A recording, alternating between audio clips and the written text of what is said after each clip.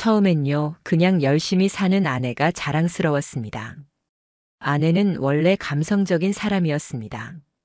집안에 꽃을 두고 향초를 태우며 음악을 틀던 그런 사소한 것에서 행복을 찾는 사람이었죠.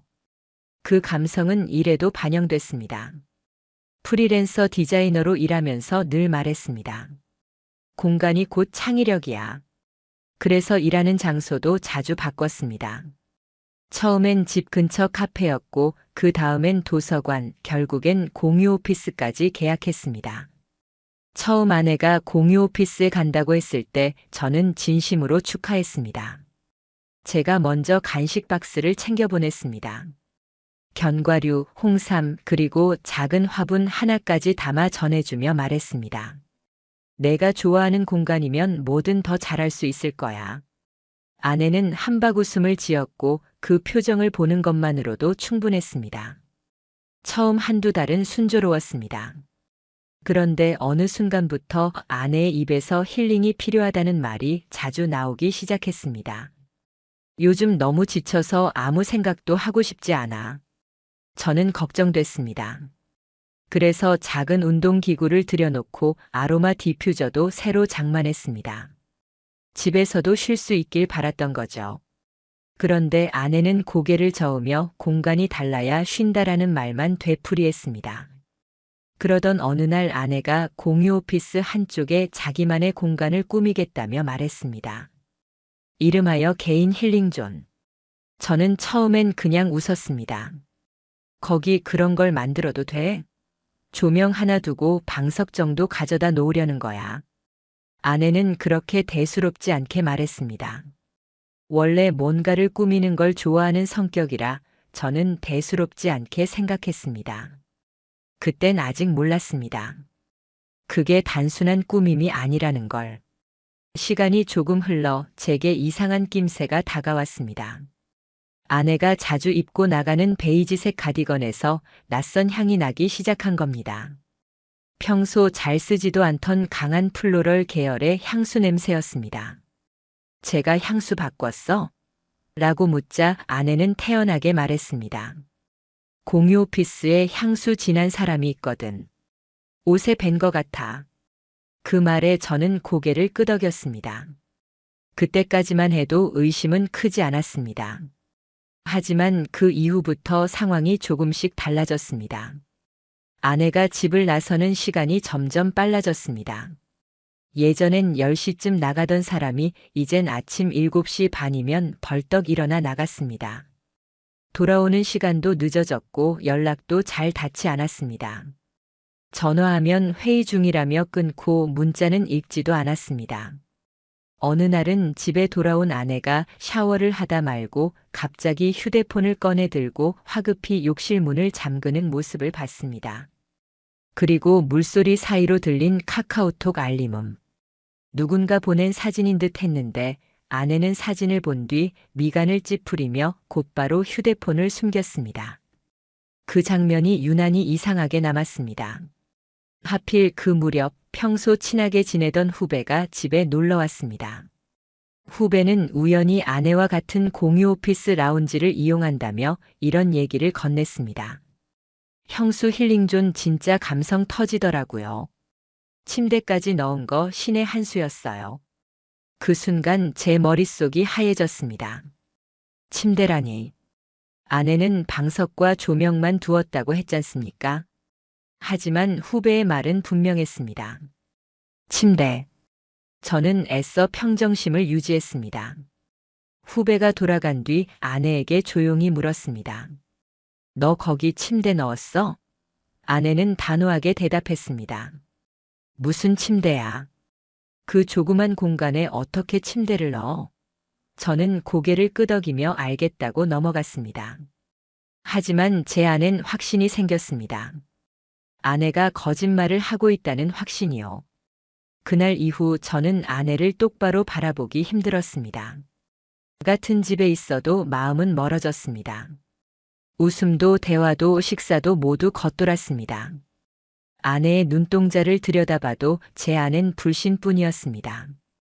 그리고 결국 결정적 순간이 찾아왔습니다. 아내의 노트북에서 우연히 열린 사진 한 장. 감성적인 인테리어 사진 같은데 그 안엔 침대, 머그컵 2개, 그리고 남자 재킷이 걸쳐져 있었습니다. 그 사진은 말 그대로 모든 의심을 현실로 바꿔버렸습니다. 아내는 침대가 없다고 했습니다. 하지만 그 사진 속 풍경은 분명 두 사람이 함께하기 위해 만들어진 공간이었습니다.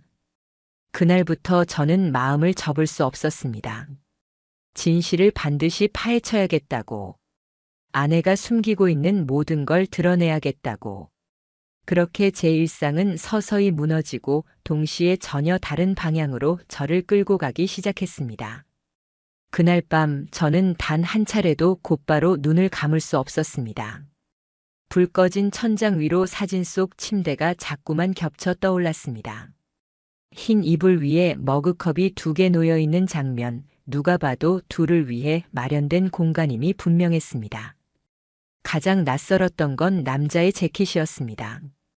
단 한순간 이건 작업 공간이 아니라는 확신이 제 온몸을 짓눌렀습니다. 그래도 저는 스스로에게 물었습니다. 혹시 내가 과민 반응을 하는 건 아닐까? 단순히 촬영을 위해 만든 세트는 아닐까? 하지만 곧바로 떠오른 기억은 아내의 단호한 부정이었습니다. 그 조그만 공간에 침대가 어떻게 들어가? 라는 그 말. 그것이 거짓임을 증명하듯 사진이 제 앞에 놓여 있던 겁니다. 그날 이후로 저는 결심했습니다. 무턱대고 분노를 터뜨려서는 안 된다는 것을요. 그동안 함께 쌓아온 시간과 신뢰가 헛것이 아니었다면 최소한 저 자신만은 냉정해야 했습니다. 변명 하나로 무너질 수 없는 확실한 증거, 입을 열어도 더 이상 빠져나가지 못할 증거가 필요했습니다. 그래서 저는 움직이기 시작했습니다. 먼저 아내가 다녀온 공유 오피스의 위치부터 정확히 알아야 했습니다. 종종 식탁 위에 무심히 던져둔 영수증 덕분에 주소와 업체 이름은 어렵지 않게 확인할 수 있었습니다. 당시만 해도 그저 평범한 오피스 빌딩일 거라 생각했는데 검색을 해보니 그곳은 단순한 사무실이 아니었습니다. 입주자 맞춤형 옵션을 제공한다는 홍보 문구가 눈에 들어왔습니다. 프라이빗룸 인테리어 커스터마이징 가능. 그리고 확실히 박혀있던 한 줄. 휴식형 옵션 단기 침대 이용 가능. 손끝이 떨렸습니다. 오피스에서 침대를 렌탈한다는 발상 자체가 제게는 낯설었고 동시에 모든 퍼즐이 맞춰지는 듯한 기이한 전율이 몰려왔습니다. 이건 일에 몰두하는 공간이 아니야. 누군가와 함께 있기 위한 장소야. 제 속엔 차갑고 무거운 확신이 자리 잡았습니다. 이제부터는 본격적으로 확인 과정이 필요했습니다. 제가 가진 방법만으로는 부족하다 생각해 결국 믿을 만한 사람에게 도움을 청했습니다. 제 동생이었습니다. IT 보안 업계에서 일하는 동생은 늘 차갑고 현실적인 조언을 주는 사람이었습니다. 나지막한 목소리로 이야기를 들은 그는 잠시 눈을 감더니 이렇게 말했습니다. 형, 그 공간 안에서 진짜 무슨 일이 있는지 알아내고 싶다면 결국 직접 확인하는 수밖에 없어. 불법적인 방법은 쓰면 안 돼. 형이 나중에 더 불리해지니까. 그 말이 내게 무겁게 내려앉았습니다. 그래, 합법적으로 눈으로 직접 확인해야 한다. 결국 저는 행동하기로 했습니다. 며칠 뒤 아내가 외출 일정을 말한 날을 기회로 삼았습니다. 평소보다 서둘러 퇴근하고 근처 카페에 자리를 잡았습니다. 건물 입구가 한눈에 보이는 위치였습니다. 핸드폰 시간은 오후 2시 45분을 가리켰습니다. 익숙한 실루엣이 제 시선을 사로잡았습니다. 회색 니트와 연청 슬랙스를 입은 아내가 건물로 들어서고 있었죠. 걸음걸이는 분명 제 아내의 것이었습니다. 가슴이 쿵 하고 내려앉았지만 저는 침착을 유지했습니다. 몇 분 뒤 건물 안으로 들어가 안내 데스크에 다가갔습니다. 저 혹시 여기 프라이빗룸 이용 상담 가능할까요? 구경을 좀 하고 싶습니다. 직원은 잠시 당황하더니 내일 오전에 투어 일정을 잡아주겠다고 말했습니다. 그 순간에도 제 신경은 곤두서 있었고 머릿속은 단 한 곳 아내가 드나드는 방에 고정돼 있었습니다. 다음 날 저는 약속된 시간에 맞춰 다시 그곳을 찾았습니다. 투어를 인도해 주던 직원은 제게 각 공간을 하나하나 안내했습니다. 그러나 복도를 돌면서 어느 방 앞에서 발걸음을 멈춘 순간 제 심장이 얼어붙는 듯 했습니다. 문패에는 레스트존이라 적혀 있었고 문틈 사이 흰 러그가 살짝 삐져나와 있었습니다. 문 위에는 라벤더 향 디퓨저가 걸려 은은한 향을 풍기고 있었죠. 설명은 간단했습니다. 개인 고객이 직접 인테리어한 공간이에요. 저희는 임대만 하고 관여는 하지 않습니다. 그 말이 제 머릿속에서 울려 퍼졌습니다. 이곳이구나. 이게 그 방이구나. 하지만 아직 방 안에서 무슨 일이 벌어지는지는 알 수 없었습니다. 저는 더 구체적인 확인이 필요했습니다. 그래서 다음으로 선택한 방법은 사람들에게서 직접 이야기를 듣는 것이었습니다. 오피스 건물 1층 로비 옆 작은 카페에서 조심스럽게 질문을 던졌습니다. 혹시 여기 직원분들 얼굴 자주 보시나 해서요. 제 친구가 여기서 일하는데 최근에 누가 자주 드나들었다고 하더라고요. 처음엔 애써 웃으며 대답을 피하던 직원은 제가 사진 속 아내를 보여주자 미묘하게 고개를 끄덕였습니다. 아, 이분이요. 매주 정해진 요일마다 항상 같은 분이랑 오시던데요. 커피 2잔 테이크아웃해서 같이 올라가곤 하세요. 그 한 문장이 제 안의 숨통을 죄어왔습니다. 같이 오신다고요? 어떤 분이랑요? 카페 직원은 기억을 더듬으며 묘사했습니다. 항상 검정 슬랙스에 베이지 셔츠를 입으시는 남자분이에요. 말은 별로 없는데 두 분이 늘 같이 다니시더라고요. 이보다 더 명확할 수 없었습니다. 제 머릿속에선 벼락 같은 고통이 지나갔습니다. 아내의 힐링존, 침대, 그리고 그 남자. 모든 것이 퍼즐처럼 단단히 맞물려 갔습니다. 맹렬히 울컥하는 감정에도 저는 꾹 참았습니다. 이유는 단 하나였습니다. 저는 철저히 완벽히 확인해야 했습니다. 그 어떤 말로도 부정할 수 없는 증거가 제 손에 있어야만 했습니다. 그래서 다짐했습니다. 다음 주 직접 공유 오피스 앞에서 카메라를 들고 대기하자. 눈으로 영상으로 그 모든 진실을 남기자. 그 다짐으로 인해 제 인생은 원래 예상조차 하지 못했던 길로 흘러가기 시작했습니다. 그날 저는 새벽부터 눈을 떴습니다. 몸은 피곤했지만 머릿속은 이미 계획으로 가득 차 있었습니다. 전날 밤 결심대로 오늘은 직접 두 눈으로 확인할 날이었습니다. 오래 망설이지 않았습니다. 더 이상 돌이킬 수 없다는 걸 이미 알고 있었으니까요. 작은 액션캠을 손에 쥔 감각이 낯설지 않았습니다.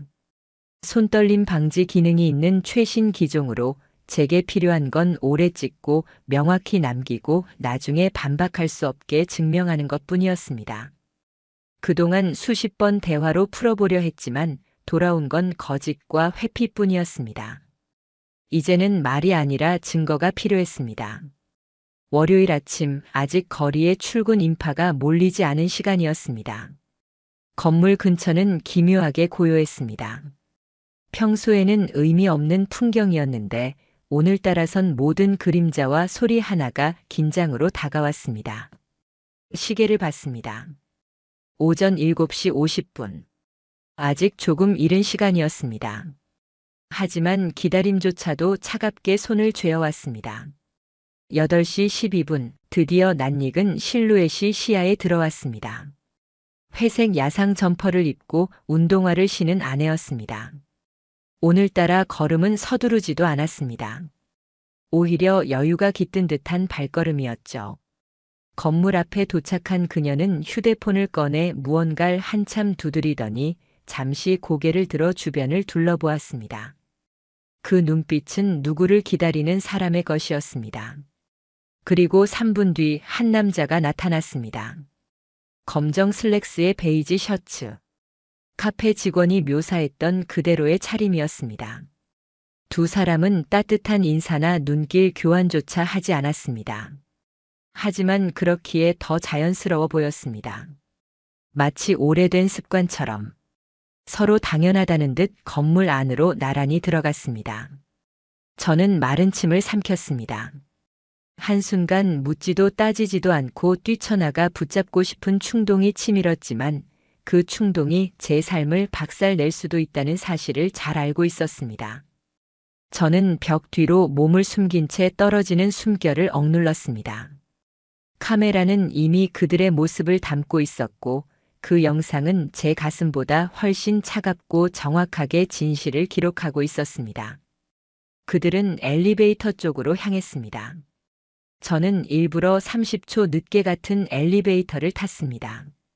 투명 강화 유리로 된 벽 너머로 두 사람의 실루엣이 보였습니다. 층수는 5층. 레스트존. 확신은 이제 눈으로 확인 가능한 형태가 되었습니다. 엘리베이터 문이 열리던 순간 복도 끝이 고요히 드러났습니다. 방음 부스가 줄지어 있었고 저 멀리 끝자락에 작은 문패가 걸린 문 하나가 보였습니다. 레스트존. 평소 사진 속에서만 보던 그 문이 제 앞에 실제로 서 있었습니다. 문 앞에는 신발 두 켤레가 나란히 놓여 있었습니다. 하나는 아내가 자주 신던 흰색 스니커즈, 다른 하나는 낯선 남자의 구두였습니다.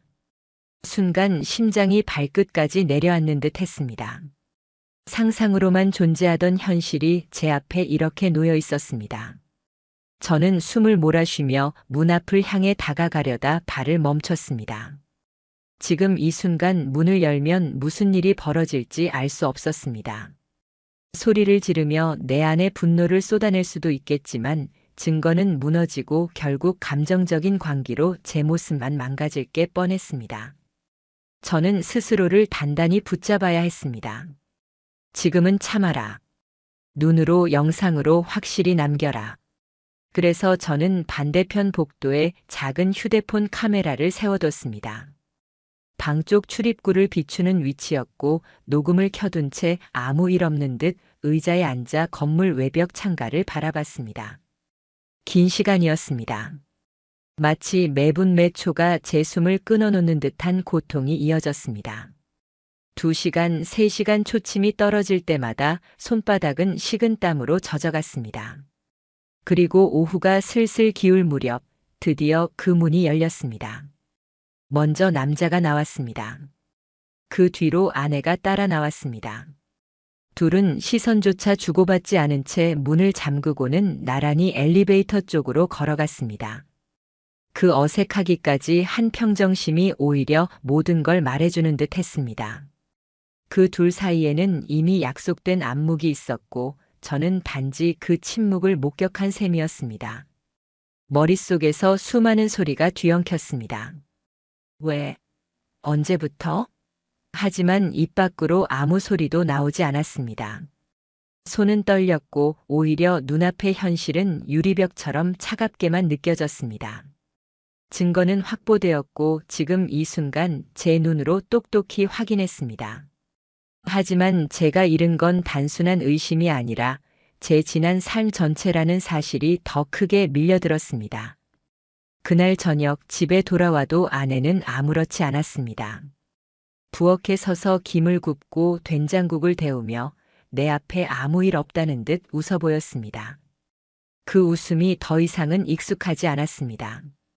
저는 억지로 밥숟가락을 들었고 그녀가 잠시 자리를 비운 순간 노트북을 켜 카메라 속 영상을 옮겼습니다. 화면 속에는 오늘 하루의 모든 장면이 담겨 있었죠. 두 사람이 나란히 입구를 통과하는 모습, 문 앞에 놓인 두 켤레의 신발, 그리고 함께 밖으로 나오는 뒷모습. 그것은 단순한 영상이 아니었습니다. 제 과거와 현재를 동시에 부서뜨리는 기록이었고, 동시에 앞으로 마주해야 할 냉혹한 현실의 출발점이었습니다. 이제 남은 건 이걸 언제 어떻게 꺼낼지 뿐이었습니다. 하지만 기묘한 건 그 순간이 끝이 아니라 시작이라는 걸 본능적으로 느끼고 있었다는 겁니다. 진짜 지옥은 이제부터 시작되고 있었습니다. 다음 날 아침 저는 거울 속 제 얼굴을 똑바로 바라보며 연습했습니다. 평소와 같은 표정을 짓고 아무 일 없는 척 대답하는 것. 분노도 슬픔도 의심도 내색하지 않는 것. 어젯밤까지 카메라 속 장면을 수십 번 돌려봤지만 정작 아침이 되자 저는 다시 연기자가 되어야 했습니다. 눈앞에서 아무 일 없었다는 듯 웃고 떠드는 그녀 앞에서 제 안에 무너진 감정을 숨길 수밖에 없었으니까요. 식탁 위에 놓인 커피향이 여전히 달달하게 퍼졌습니다. 아내는 흥얼거리며 컵에 뜨겁게 내린 원두를 따랐고 싱크대에 서서 마치 평범한 부부의 일상처럼 무심히 하루를 시작했습니다. 하지만 저는 그 모든 평범함이 역겹게 다가왔습니다. 웃음소리 하나, 흥얼거림 하나가 모두 이중적인 가면 같았습니다. 단지 제가 모른다고 믿고 있는 가짜의 풍경. 제 안에서는 그 모든 게 비릿한 냄새처럼 퍼지고 있었습니다. 아내는 무심히 말했습니다. 오늘은 일찍 들어올 수도 있어. 그 말을 듣고 차가운 웃음이 목 끝까지 차올랐지만 꾹 눌렀습니다. 저는 이미 알고 있었습니다. 그날 오후에도 그녀가 예약해둔 레스트존 사용 기록이 있다는 것을요. 그날은 우연처럼 시작됐지만 필연 같은 일이 이어졌습니다. 평소 아내와 함께 일하던 후배 중 한 명이 조심스럽게 저를 찾아왔습니다. 그날 그의 눈빛은 망설임과 불안으로 가득 차 있었습니다. 사실 말씀드릴까 말까 고민했는데 그냥 알고 계셔야 할 것 같아서요. 그는 목소리를 낮추고 말을 이어갔습니다. 아내가 공유 오피스에서 단순한 디자이너가 아니라 일종의 공간 매니저라는 역할을 떠맡고 있었다는 사실. 그리고 그 과정에서 내부 규정을 넘어서는 행동들이 있었다는 것. 원래 직원들이 쓸 수 없는 방식으로 공간을 외부인에게 열어주고 그 대가를 챙긴 적도 있습니다. 그 레스트존이 대표적인 경우예요. 그 순간 저는 단순히 개인적인 배신을 넘어 이미 선을 한참 넘어버린 상황임을 알았습니다. 단순히 부부 사이의 균열이 아니라 직장과 사회적 신뢰까지 무너뜨릴 수 있는 일이 벌어지고 있었던 겁니다. 그날 밤 저는 더 이상 고민하지 않았습니다. 치밀하게 모아둔 조각들을 책상 위에 펼쳤습니다. 제가 직접 촬영한 영상들. 두 사람이 나란히 건물로 들어가는 모습. 레스트존 문 앞에 놓여있던 두 켤레의 신발. 함께 방을 나서는 장면. 그리고 함께한 후배가 캡처해서 보내준 예약 내역. 그 방 안에 침대와 조명, 라벤더 향초가 놓인 사진. 자료 하나하나를 정리할 때마다 숨결은 얕고 느려졌습니다. 제 눈앞에 놓인 건 더 이상 추측이나 의심이 아니라 실제 기록이었습니다. 저는 알고 있었습니다. 이걸 꺼내는 순간 우리 삶이 완전히 달라질 거라는 걸. 그러나 거기서 멈추지 않았습니다. 그 다음 날 저는 공유 오피스에서 청소 일을 하는 아주머니를 따로 찾아갔습니다. 평소 몇 차례 마주친 적 있는 분이었기에 어렵사리 말을 꺼냈습니다. 저 사실 부탁드릴 게 있어요. 제 아내가 여기서 일한다고 들었는데 조심스럽게 제 아내의 사진을 보여드리자 아주머니는 짧게 고개를 끄덕이더군요. 잠시 침묵이 흐른 뒤 그녀는 망설이다가 입을 열었습니다. 저 방만은 늘 이상했어요. 다른 방들 청소할 때는 열쇠도 주는데 그 방은 절대 문을 못 열게 했어요. 늘 문 앞에서 걸레만 놓고 돌아서곤 했죠. 그런데 가끔 안에서 들리는 소리가 있었습니다. 음악 소리, 턴테이블 돌아가는 낡은 음질 같은 소리, 그리고 웃음소리요. 둘이서 웃는 것 같았어요. 그 말을 들었을 때 저는 그대로 가슴이 철렁 내려앉았습니다. 제 아내가 제가 아는 그 고요하고 차분한 사람이 다른 공간에선 웃음을 터뜨리고 있었다는 사실. 그것도 제가 아닌 누군가와 함께. 그 웃음소리는 평생 저에게 들려주지 않았던 것이었습니다. 더 이상 도망칠 수 없었습니다. 그날 밤 저는 결심했습니다. 드디어 모든 걸 마주할 시간이라는 것을요. 저녁 식탁에 마주 앉았을 때 아내는 여느 때처럼 태연했습니다. 국을 뜨고 반찬을 내며 아무렇지 않은 얼굴이었습니다. 하지만 저는 말을 아끼지 않았습니다.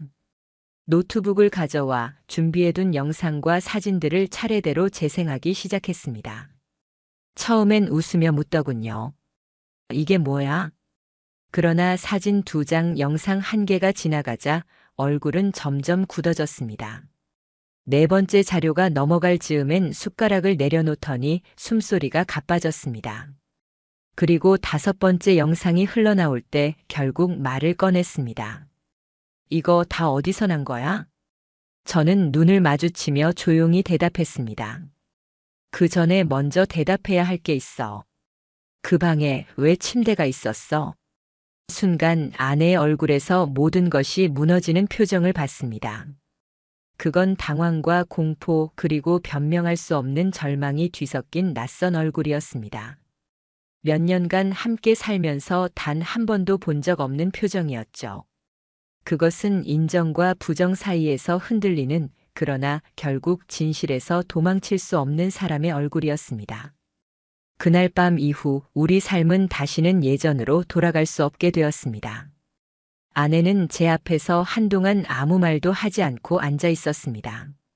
식탁 위에는 아직 덜 먹은 반찬과 국이 남아 있었지만 우리의 시선은 더 이상 그곳을 향하지 않았습니다. 정적은 무겁게 내려앉았고 그녀가 입을 열기까지 몇 분은 걸렸습니다. 그 짧은 시간이 제겐 몇 시간처럼 길게 느껴졌습니다. 처음 내뱉은 말은 변명이 아니었습니다. 그러나 사과도 아니었습니다. 그저 차갑게 떨어지는 한마디였습니다. 그냥 힘들었어. 너랑 사는 게 나한테는 숨막히더라. 뭔가 새로운 게 필요했어. 그 말을 들은 순간 심장이 진공 상태에 갇힌 듯 답답해왔습니다. 사랑이라고 믿었던 관계가 이렇게 가볍게 정의되는 건가? 제 목소리는 떨리면서도 억눌린 분노가 실렸습니다. 숨 막혔다고. 그래서 내가 그 사람하고 침대 놓고 방을 꾸며. 그러자 그녀는 표정을 바꾸지 않은 채 덧붙였습니다. 힐링이 필요했어. 그 사람은 아무 말도 요구하지 않았고 그냥 있어주는 게 좋았어. 그 순간 제 손은 본능적으로 숟가락을 쥐었지만 이내 힘없이 내려놓았습니다. 아무 말도 요구하지 않았다. 그 한 문장은 그동안 제가 보여줬던 애정과 대화, 이해가 모두 짐이었음을 단번에 부정하는 말이었습니다. 저는 그날 밤 침묵했습니다. 회피도 사과도 변명도 없는 그녀의 태도 속에서 저는 오히려 싸늘한 결심만 키워갔습니다. 저는 끝까지 제 손으로 이 진실을 끌어내야 한다고, 그리고 그에 맞는 결과를 반드시 보여줘야 한다고 생각했습니다. 그 다음 날 저는 다시 자료를 정리했습니다. 지금껏 모아온 사진, 영상, 예약 내역, 후배의 증언. 단단한 벽돌처럼 하나하나를 시간 순서로 엮어냈습니다. 그리고 그 증거들을 아내의 가장 가까운 동료이자 이 공유 오피스를 오랫동안 함께 관리해온 선임 디자이너에게 건넸습니다. 그는 처음엔 믿지 못했습니다. 설마 그녀가 그렇게 규정을 어겼을 리가 없는데요. 하지만 영상 속 2사람의 모습, 레스트존 안의 내부 사진, 기록된 예약 내역을 확인하는 순간 그의 얼굴이 굳어졌습니다. 이건 명백한 위반이에요. 이건 본사에 바로 보고 들어가야 합니다. 몇 시간 뒤 사건은 공식적인 절차로 번졌습니다. 공유 오피스 본사 측은 구체적인 정황과 증거를 접수하자 곧바로 조치를 내렸습니다. 레스트존은 강제로 폐쇄되었고 계약은 위반 사유로 즉시 해지되었습니다. 환불도 불가 처리되었으며 아내는 향후 입주 불가 명단에 올랐습니다.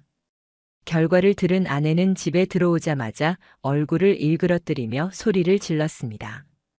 당신이 제보했지? 그 공간이 나한텐 숨통이었어. 왜 그렇게까지 했어? 그 순간 저는 차갑게 웃음이 나왔습니다. 숨통? 내 숨통은 내가 이미 끊어놨잖아. 거실 한쪽에 있던 선반이 무너져 내리며 홍삼 스틱 박스가 바닥으로 쏟아졌습니다. 언젠가 그녀를 위로해 주려고 정성껏 챙겨줬던 것들이 지금은 아무 의미 없는 쓰레기처럼 굴러다녔습니다. 그것이 우리의 현재를 상징하는 풍경처럼 보였습니다. 하지만 진짜 폭탄은 그 이후였습니다. 차가운 분노 속에서 저는 아내의 노트북을 샅샅이 확인했고 일정표 속 작은 단서를 발견했습니다. 업무 동선 공유라는 제목 아래 남자의 구글 계정이 기록돼 있었던 겁니다. 저는 간단히 이메일 주소를 추적했고 놀랍게도 그 남자가 기혼자라는 사실을 알게 되었습니다. 더 충격적이었던 건 그의 부인이 같은 건물의 다른 층에서 근무한다는 점이었습니다. 단순한 불륜이 아니라 두 가정을 동시에 기만하는 일이었던 겁니다. 저는 망설임 없이 그의 아내에게 연락을 잡았습니다. 처음엔 떨리는 목소리로 스스로를 밝히며 차근차근 사실을 설명했습니다. 그리고 제가 모아둔 영상과 사진 일부를 보여주었습니다. 그녀는 말이 막힌 듯 몇 분 동안 아무 대답도 하지 못했습니다. 그러다 힘겹게 한마디를 꺼냈습니다. 저도요. 몇 번 의심했는데 확신할 수 없었어요. 근데 이제 확실하네요. 그녀의 눈빛은 저와 같았습니다. 같은 방식으로 배신당한 사람의 눈빛. 그날 밤 그녀는 다시 메시지를 보내왔습니다. 이 일 여기서 멈추면 안 됩니다. 끝까지 밝혀내야 해요. 그 순간 저는 알았습니다. 이제 더 이상 혼자가 아니라는 걸. 그리고 이제 단순히 개인적인 상처를 넘어 이들의 기만에 맞서는 싸움이 시작됐다는 걸 말입니다. 그날 이후 저는 혼자가 아니었습니다. 뜻밖의 동맹자가 생겼습니다. 바로 그 남자의 아내였습니다. 같은 건물에서 함께 일하면서도 남편의 배신을 눈치채지 못했던 그녀는 제가 내민 자료를 보며 손이 떨린다고 했습니다. 그 눈빛은 제 눈빛과 닮아 있었습니다. 사랑을 믿었던 사람에게 배신당한 뒤 절망과 분노 사이에서 흔들리는 이의 눈빛이었습니다. 우리는 처음부터 큰 소리를 내거나 격렬히 분노하지 않았습니다. 오히려 감정을 최대한 눌러두며 차분히 이야기했습니다. 이건 감정으로 끝낼 문제가 아니에요. 두 사람이 무너뜨린 건 단순히 부부 관계가 아니라 서로의 삶 전체예요. 제 말에 그녀는 천천히 고개를 끄덕였습니다. 맞아요. 우리 둘 다 너무 쉽게 속았어요. 하지만 이젠 확실하게 끝을 내야죠. 그날 밤 우리는 서로의 자료를 내밀었습니다. 그녀는 남편의 출장 내역과 실제 동선이 맞지 않는 기록을 모아둔 상태였습니다. 회사에 제출된 문서와 카드 사용 내역을 대조했더니 같은 날 같은 시간에 서로 모순되는 흔적이 명백히 드러났다는 겁니다. 제가 건네준 아내의 레스트존 예약 내역과 사진, 영상 자료와 퍼즐처럼 맞아떨어졌습니다. 저는 제 손으로 증거들을 폴더별로 정리했습니다. 출입 기록, 공간 내부 사진, 영상 증거, 증언 자료, 그리고 배달 내역.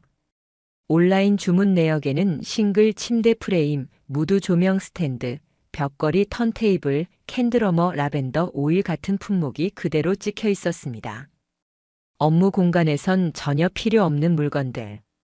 명백히 휴식 그 이상을 의도한 사적인 은신처를 위한 준비물이었습니다. 우리는 서로의 결심을 확인했습니다. 더 이상 이 고통을 개인적인 불행으로 숨기지 않겠다는 것. 그리고 각자 변호사를 선임해 법적으로도 준비를 갖춰두기로 했습니다. 그 과정에서 가장 충격적인 건 그 남자의 회사 신분이었습니다. 그는 단순한 직원이 아니라 간부급 위치에 있었습니다. 자신의 권위를 이용해 주변 사람들을 속이고 본인 아내가 같은 건물에서 일하는데도 태연히 불륜을 이어간 것이었죠. 며칠 후 그녀는 회사 인사팀에 정식으로 자료를 제출했습니다. 제가 제공한 영상과 오피스 예약 기록, 그리고 본인의 카드 내역까지 첨부했습니다. 회사는 처음엔 조용히 넘어가려 했습니다. 하지만 우리가 준비한 증거가 워낙 명확했고 은폐할 수 없는 정황투성이었기에 곧 조사에 들어갔습니다. 결국 며칠 뒤 그의 징계 결정이 내려졌습니다. 회사는 체면을 지키기 위해 정직 3개월이라는 비교적 가벼운 처분으로 정리하려 했지만 업계 내 신뢰는 이미 추락해 있었습니다.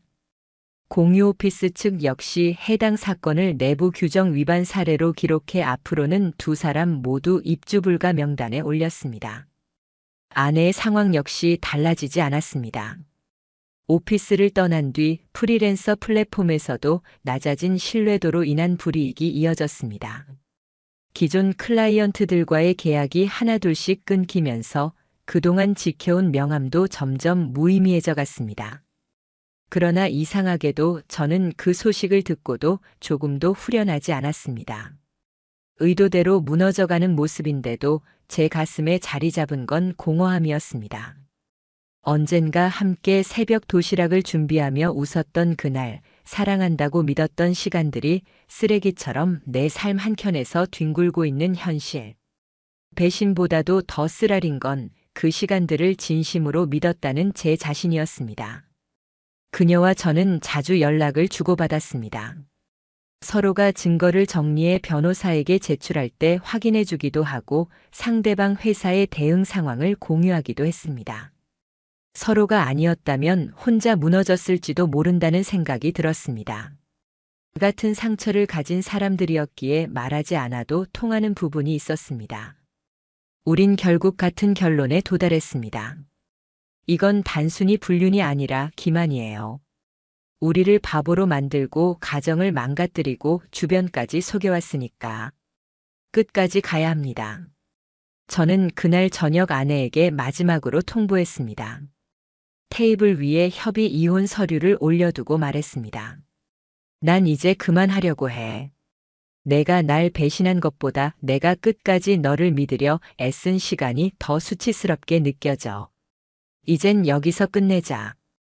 아내는 멍하니 제 얼굴을 바라보며 중얼거렸습니다. 정리한다는 게 이혼을 말하는 거야?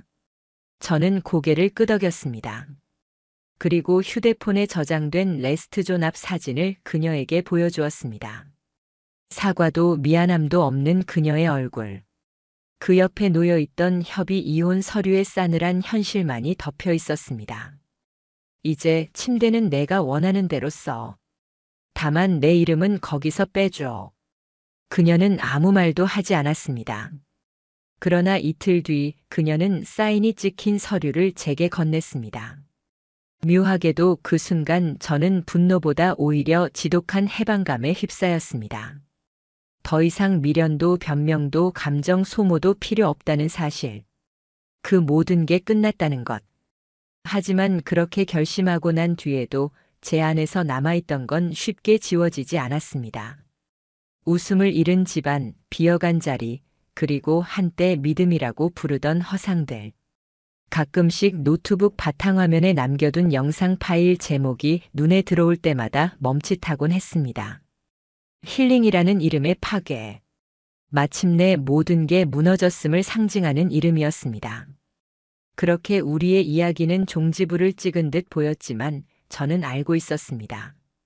상처는 끝났다고 끝나는 게 아니란 걸. 그리고 차갑고 잔인한 진실은 늘 예상치 못한 순간에 새로운 그림자를 만들어내곤 한다는 것을. 그날부터 저는 다시 누구도 쉽게 믿지 않게 되었습니다. 그 어떤 미소와 말투도 언젠가는 가면일 수 있다는 걸 저는 뼛속까지 배웠습니다. 이혼 서류에 도장이 찍히던 날, 저는 마침내 한 챕터가 닫혔다고 생각했습니다. 이제 그녀는 더 이상 제 아내가 아니고 저와 아무런 관계도 없는 사람이었습니다. 책장을 덮듯 단호하게, 혹은 봉인하듯 차갑게. 하지만 문득 고요해진 집안을 바라보니 생각보다 허전했습니다. 그렇게까지 분노하고 악착같이 쫓고 끝내 싸움으로 무너진 뒤 맞이한 건 예상치 못한 공허감이었습니다. 사람 마음이란 참 간사했습니다. 그렇게까지 불타올랐던 감정이 끝난 자리에는 오히려 적막이 자리 잡았습니다. 배신감보다 더 힘들었던 건 지난 시간들을 믿었던 나 자신에 대한 허탈감이었습니다. 끝내 무너진 사랑 때문에 분노했지만 이상하게도 떠난 뒤의 침묵 속에서는 분노조차 사라지고 어딘가 텅 빈 감각만 남아 있었습니다. 말 없는 저녁들이 이어졌습니다. 텅 빈 식탁, 건조하게 가라앉은 공기. 퇴근 후 집으로 돌아와 불을 켜는 순간마다 가슴 한쪽이 무너져 내리는 기분이었습니다. 그렇게 지내던 어느 날, 오랫동안 연락이 없었던 회사 선배의 메시지가 도착했습니다. 짧은 인사말이었지만 저는 단번에 무언가 낯선 긴장감을 느꼈습니다. 그는 평소 과묵하며 별로 개인적인 이야기를 꺼내지 않던 사람이었습니다. 잘 지내? 간단한 문장이었지만 저는 답장을 보내기 전 한참을 망설였습니다. 그와의 대화는 늘 무겁게 이어졌고 대체로 정확한 이야기를 전하는 사람이었기 때문입니다. 몇 번의 안부 인사 끝에 그는 뜬금없는 이야기를 꺼냈습니다. 사실 할 말이 있는데 작년 여름쯤 내 아내, 내 동생이랑 프로젝트 했던 거 알아? 순간 등골이 싸늘해졌습니다. 동생이랑? 되물으며 심장이 빠르게 뛰기 시작했습니다. 그는 담담하게 대답했습니다. 내 동생이 영상 프리랜서잖아. 너희 집 근처 카페에서 촬영 미팅한 적 있었어. 나중에 내가 사진 보고 알았거든. 그때부터 좀 이상하다고 생각했어. 제 머릿속은 한순간에 과거로 거슬러 올라갔습니다. 작년 여름. 바로 우리가 가장 사이가 좋았던 시기였습니다. 아내는 힐링 여행을 다녀오겠다며 떠났던 주말이 있었는데 혹시 그때부터 이미 모든 게 시작된 것이 아닐까? 손끝이 떨렸습니다. 그때의 행복했던 기억들이 송두리째 무너져 내렸습니다. 그 여름을 떠올리면 늘 미소 지을 수 있다고 믿었는데 이제는 그마저 조각난 거짓으로 변하는 기분이 들었습니다. 그는 마지막으로 짧게 말을 덧붙였습니다. 증거는 없어. 하지만 난 내가 너무 믿었던 걸 알아서 언젠간 너무 크게 상처받을까봐.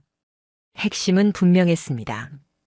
지금껏 제가 알고 있던 시작은 어쩌면 훨씬 전부터 엉켜 있었고 저는 모른 채로 오랫동안 누군가의 그림자 속에서 살았다는 사실. 이쯤 되자 저는 멍하니 하늘을 바라보다 깊게 숨을 내쉴 수밖에 없었습니다. 이제 와서 그 시절을 더 파헤칠 의미가 있을까요? 이미 모든 게 끝났는데 버려진 퍼즐 조각까지 주워 다시 엮어본다 한들 의미는 달라지지 않을 겁니다. 하지만 남은 건 단 하나였습니다. 다시는 누구도 쉽게 믿을 수 없게 됐다는 것. 저는 그날 제 노트북을 덮었습니다. 오래전부터 싸늘히 켜져 있던 바탕화면 한가운데 놓여있는 파일 하나. 그 파일 이름은 여전히 바뀌지 않은 채 그대로였습니다. 힐링이라는 이름의 파괴. 지워야 한다고 몇 번이나 마음먹었지만 결국 지울 수 없었습니다. 그 영상은 단지 불륜의 증거가 아니라 제 인생이 어떻게 갈라져 버렸는지 보여주는 가장 정확한 기록이었으니까요. 그 파일을 바라보는 순간마다 저는 스스로에게 다짐했습니다. 사람의 겉모습과 말, 웃음, 애정이라는 단어. 그 모든 것이 얼마나 가볍게 가면이 될 수 있는지를 저는 누구보다 뼈저리게 배운 사람이라고. 그리고 무엇보다 그럴싸하게 포장된 힐링이라는 말 뒤에는 언제든 누군가의 삶을 무너뜨리는 파괴가 숨어 있을 수 있다는 것을. 그렇게 저는 다시 오지 않을 하루들을 하나씩 정리하며 마침내 남은 기록만을 제 안에 묻어두기로 했습니다.